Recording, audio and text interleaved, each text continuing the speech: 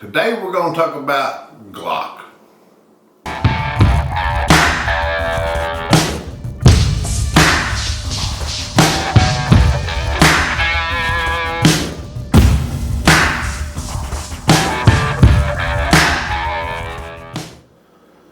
Welcome to the Hideout, and like I said, today we're going to talk about Glocks. We're going to talk about a little bit of good, a little bit of bad. We're going to talk about where they've been, where they're at, and where they're going, in my opinion. So let's go. But before we do, click subscribe, please click like, and click that ringy dingy so you get your notification for the next video.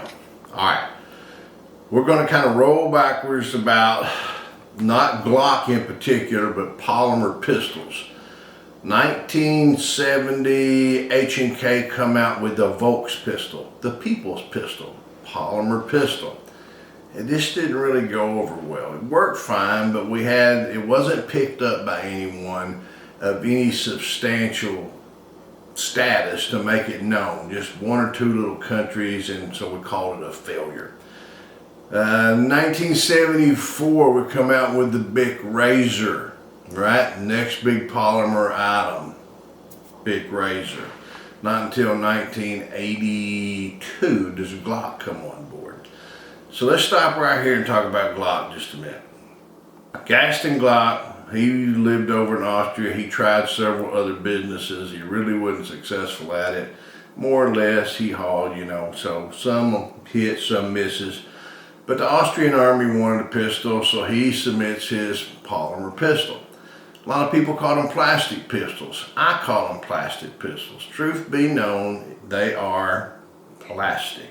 They're very seldom, very little different than your red Solo cup or your bread bag or your Walmart sack. All of those plastics are polymers in some form. Maybe some of them are made from oatmeal and soybeans, and maybe some of them are made from petroleum products. Who knows? Maybe a little KY once in a while if you really get screwed when you buy one. Anyway, Glock comes along and he builds a pistol, polymer pistol for the Austrian army, and then other European nations start liking them. They like them because they're dependable, but they're almost idiot-proof. There's no real safety on them. You just point them and pull the trigger. But they're European, so they're not like our typical American handguns where they're built with the same traditional pistol grip angle as a 1911, a Smith & Wesson, a Ruger, or anything else. So they're a little bit different. However, we come along and he says, okay, we're making Glocks and we're selling them. Well, now we've got some, recognized countries, well recognized and supported countries in NATO and places like that. They're picking these up for these local police departments. Lo and behold, United States comes along, starts picking them up. They start shipping them to the United States. Police department picks them up. From there, they just go like wildfire. And, everybody wants to be like somebody else. So the police have got them. Every person wants to get them. So we've kind of touched on here how Glock started and where we're at now as we're trying to get more generations of them. And there's almost no change at all from one generation to the next. And I know you Glock guys are going to not like this, and that's just, okay, just hear me out. He made a good pistol with some plastic and some paper clips. That's freaking cool. I wish I could do that and be a multi-millionaire. I wish I could be like Gaston Glock, and make billions and billions of dollars. But Gaston kind of screwed up in a way because he's married to his wife, and then he gets up here and he's 80-something years old, and he marries a girl that's 30 years old, and she cleans his clock, or she now got all the money. So, I guess his pistol success went to the wrong head. Doesn't matter. He's pistol deal done. So now we're at a point where we have Glocks are getting clones. We have other companies now that the patents have run out, and we can make our own Glock clone. Which, in my opinion, we're going to look at a couple here. There are several of them that are much, much better than Glock. And I'm going to talk about the Glock just a little bit. This is a Glock 17 Gen 5. You can see it's just a square old Gen 5. This is their latest and greatest handgun. There's almost nothing but a block up here on the slide. Nothing there, very little serrations. Pistol grip, not much at all. No texture at all. It's not open down here to the bottom. There's just not a hell of a lot to them. A lot of people will buy a Glock just simply because it says Glock, and then they'll go try to make it a Gucci Glock. When they're trying to make a Gucci Glock, all they're trying to do is improve it to be a Glock clone, because there's already Glock clones that are superior to the Glock. For example, this is the Shadow Systems MR920. It's a Glock clone. If you look at the slide, it's basically the same shape. But if you look at the serrations in it, much superior serrations. The texture on the pistol grip, much better texture. Look at the beaver tail on this thing. This is the clone. Look at the beaver tail on the Glock. Much smaller. This thing uses Glock magazines. Like I said, it is a clone. This thing here on the side is just smooth almost. See right here? This one right here has got texture on it with a gas pedal. When I say gas pedal, you can take your thumb there and hold that thing down to alleviate recoil. Why would I not go buy a Glock clone cheaper than I can buy a Glock? It's the same damn handgun, they use the same magazines. I'll tell you why, because it seems to be that Glock has ran out of its product life cycle. Now, you guys in business know what I'm talking about. Product life cycle kind of looks like a curve.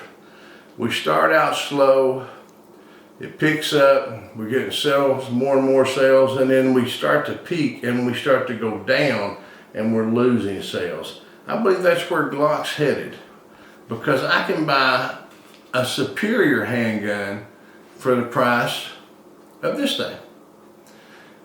The patents run out. I can buy a PSA dagger for $199. I bought a Canic for $150 used. Why would I spend money on a Glock to go out and Gucci it up, buy another barrel, buy something else? You know, Harley Davidson does the same thing. They sell you a standard motorcycle and then you go buy and customize it and make it your own. This barrel here, look at the barrel on this one. Look how twisted up it looks. This is a standard product. Now a lot of guys are going to buy a Glock and replace that barrel. Why? Because it just ain't as cool as that one right there. So if I'm going to go out and buy one pistol over another when it comes to a polymer pistol, the Glock is probably going to be the last of my choice. Most always everyone takes a Glock and tears it apart and redoes it. You can go to a one-day Glock armorer's class, and that just really doesn't impress me. If I can learn everything I need to know about a Glock pistol in one day, that tells me that they're pretty simple. Now, a couple other things about them, and I'm not just bashing Glocks, guys. I mean, remember, Gaston Glock took some plastic, a freaking Palmolive Dawn dishwashing material, made a pistol that works after he added the spring out of an ink pen and a paper clip. Genius. It's just amazing that he was able to do that and pull it off. The thing is, that's what you got. Now, where we're going to go from here, that thing has ran out.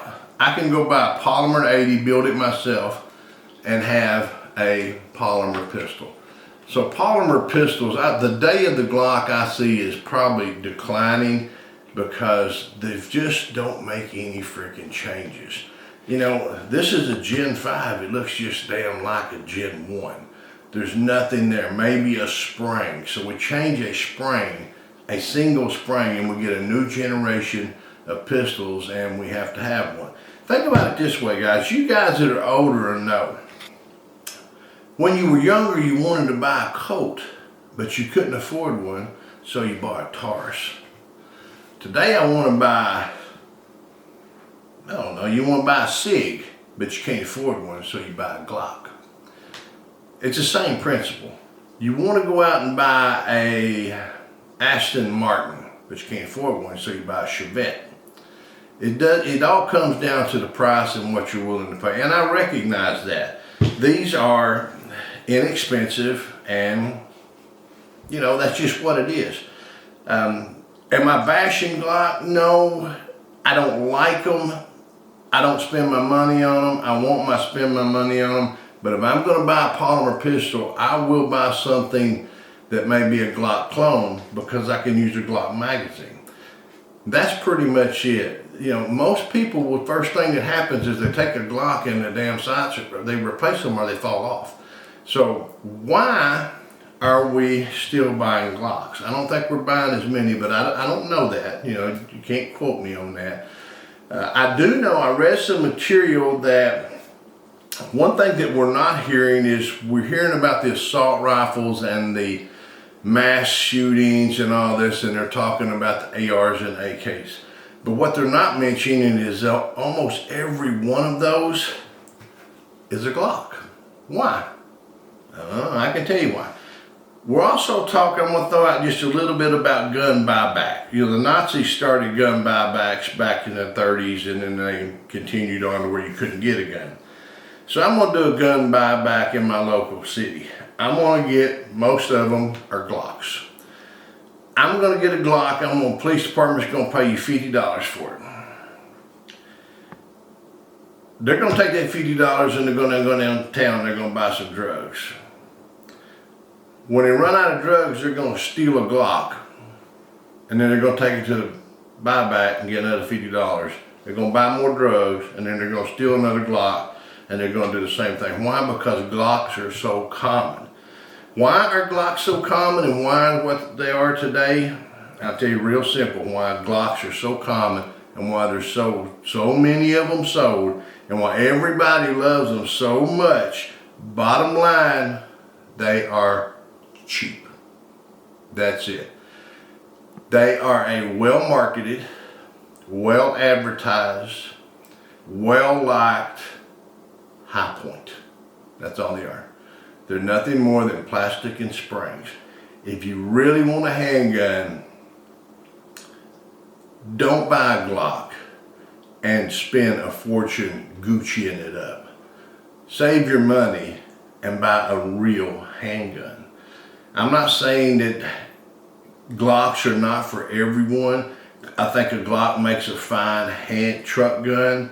It's a fine last ditch. Put it this way, the U.S. government is buying Glocks. How cheap as shit can you get? Do you not believe that the government's going to buy the cheapest shit possible? Of course they are. So what does that make? Glock. And bottom line, let's see. Polymer plastic, not the first made, the first followed cheap piece of shit plastic handgun. Bottom line. Be offended if you want to, it's okay, but before you make a nasty comment, sit back and think about, is he right or is he wrong? Are they cheap? They're cheap. Were they the first? No, they weren't. Are there clones that are better? Yes, they are. Sarge not telling you no lie. What you bought when you bought the Glock was a cheap piece of shit handgun. So until we get to shoot again, shoot safe, even with a Glock.